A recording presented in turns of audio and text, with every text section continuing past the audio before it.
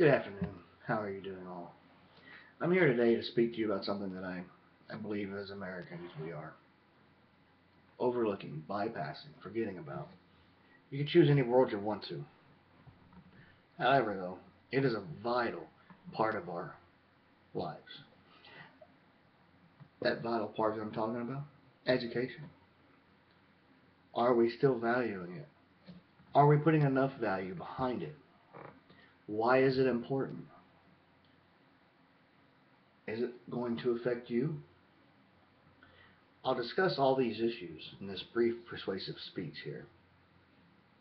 And I hope at the end of this I will have changed at least one mind. There was one time the United States was considered to have the smartest minds in the world. Where are we now? What are we doing wrong? Because we're no longer number one. A global study was done in 2012, according to Megan Coleman from CNYCentral.com. And in this study, it showed that American minds were 36th in the world overall. 36th. How do we go from 1 to 36 in a few short decades? Is that study false? Is our youth of America today dumber than what it once was? Or are we expecting too much from our youthful minds? I think that we are lacking innovation. I think that we're lacking resources. And we're not placing enough urgency on our educational system. In the 1950s, we were slowly developing rockets. We had the innovation. 1940s, there was world wars. Students were taught at a basic level. But at that basic level, was it better than what it is today?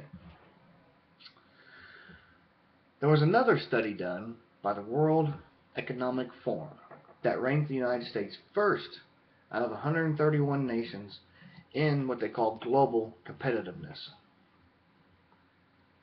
Global competitiveness? What is that? Why is this study so important? And how can one be done in 2012 and we're 36th, but another one can be done and we're first? Well, the one that deals with the competitiveness, it places urgency on the mathematics that we use. And it not only focuses on mathematics, it focuses on other sub-areas of education as well, but it encompasses our primary, secondary, and higher education levels and the studies behind those for its calculations. But if you look at it, the United States truly rests number 36th in the world. But how do we get to be number one? Well, we're going up against all the other nations in the world where they have, some of them don't even have college level. Some of them barely have education above the 8th grade. But yet our college level succeeds and propels us into that top spot. But how does it do it? Well, this is what I honestly think and I believe. I believe that when you go to college and you pay for the information that you're going to receive, that information is more vital than the education that you'll receive at a generic level, such as high school, junior high, elementary. You're not putting forth your own money, so therefore a lot of students don't see it as important, but it is. But how can we convince those youths that it is important? That's what I'm here to do today. To talk to all of you. We are settling when we should be looking in other areas. According to a website called TheAtlantic.com, in 2012, America was 36th in mathematics. 36th in mathematics. But that was a different study. That study was coordinated over the globe that included 500,000 15-year-old students. And they took what they call is the Program E, developed by the International Student Assessments. That, again, focuses primarily on mathematics. Unlike the World Economic Forum, we weren't number one. We had a score way below par from what we used to be. Where are we failing our youth? Do we really see our educational system as good enough to teach the young minds of today how to lead a world, how to come up with new innovations to make society better, to provide for our elder as they get into their golden years? I don't believe we're there. And I think every one of us should refocus our education. I think that all of you in this room should go to your congressmen, your representatives, and tell them we need to fix our education system.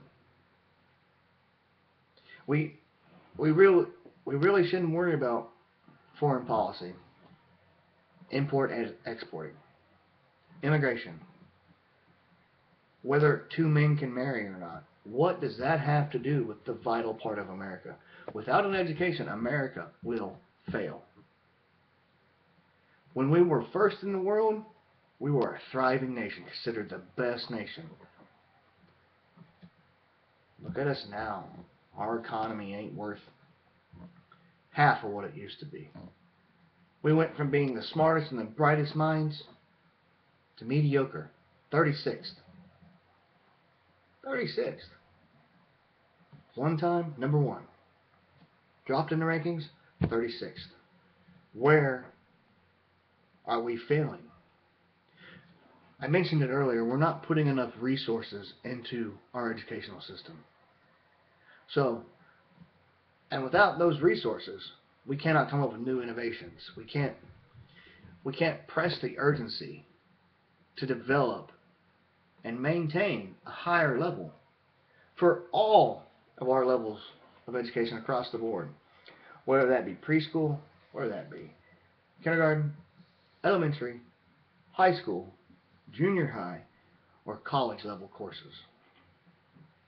In the end, is the expense going to cost too much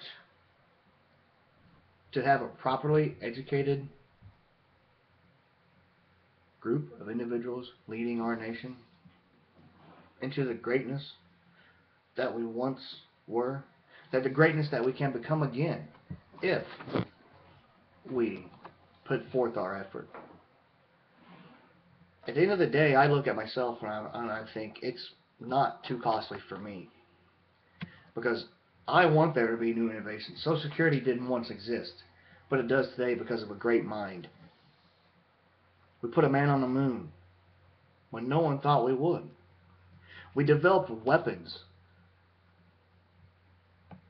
and resources to win World War II. We survived a Great Depression and came out of it. So, from me to you, from you to me, where do we go from here?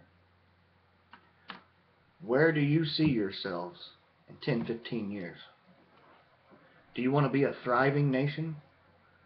Or do you want to see our economical status fall even further? And you have to work longer to provide for yourself in the future. I hope you all take something from this today, and I hope you all spend 5, 10 minutes just thinking about it, because it is vital for each and every one of us. Good day.